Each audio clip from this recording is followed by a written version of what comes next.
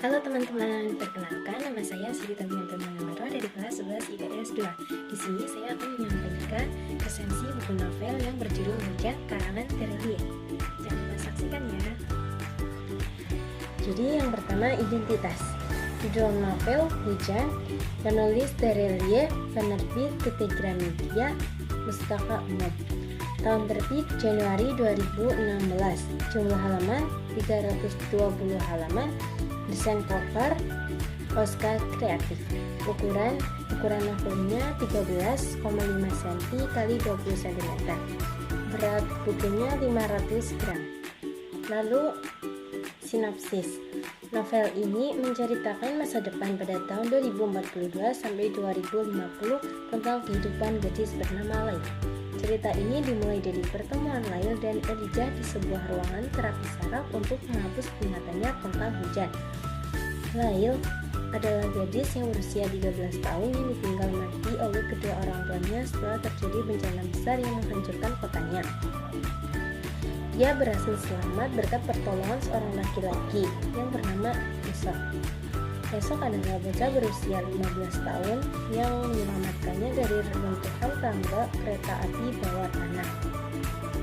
Sejak saat itulah memori Lail tentang hujan, tentang kebahagiaan, tentang perpisahan membuatnya menjadi bingung dan sangat menyedihkan.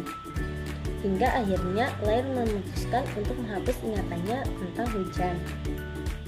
Selanjutnya, kelebihan novel Hujan. Kelebihannya terdapat pada topik dan tema yang menarik. Novel ini mengangkat topik bencana alam, teknologi canggih, dan perjuangan hidup yang merupakan tema yang menarik dan dapat memikat minat pembaca. Kelebihan selanjutnya terdapat pada alur cerita yang menarik. Alur ceritanya sesuai, tidak bertele-tele, dan tidak dipanjang-panjangkan sehingga pembaca tidak akan jenuh. Kemudian ada beberapa bagian yang ceritanya terkesan dipercepat, membuat alur ceritanya sulit diterka-terka oleh pembacanya dan membuat penasaran.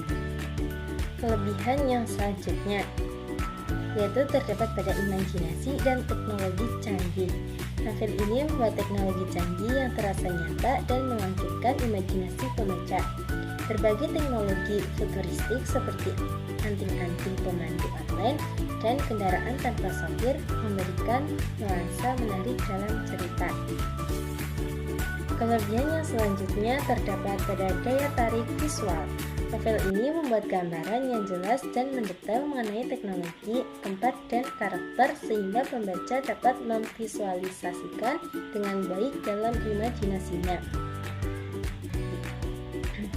Selain terdapat kelebihan, novel ini juga terdapat kekurangan, yaitu karakter Lail yang kurang kuat.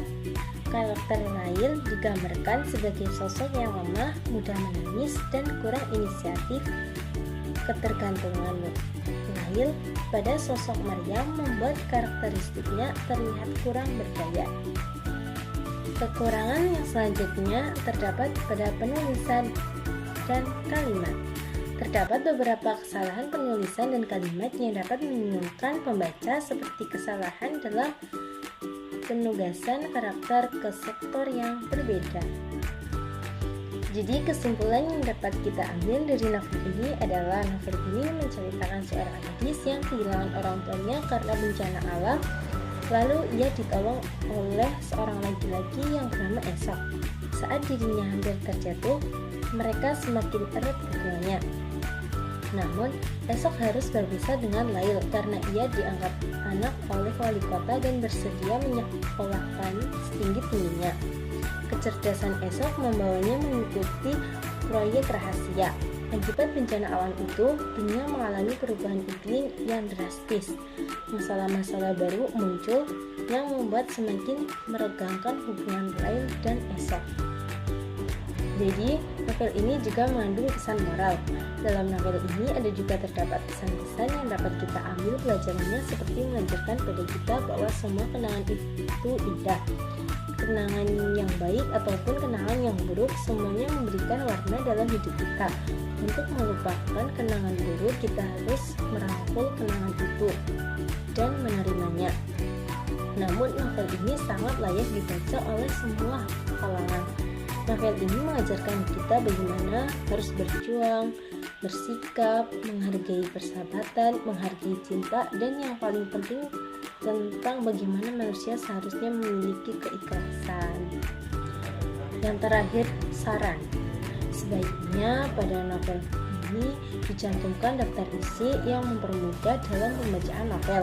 Biografi pengarang juga sebaiknya dicantumkan untuk memudahkan mengetahui penulis buku. Jadi semoga resensi yang saya sampaikan dapat bermanfaat buat kalian semua. Sekian, bila ada salahnya mohon dimaafkan. Wassalamualaikum warahmatullahi wabarakatuh.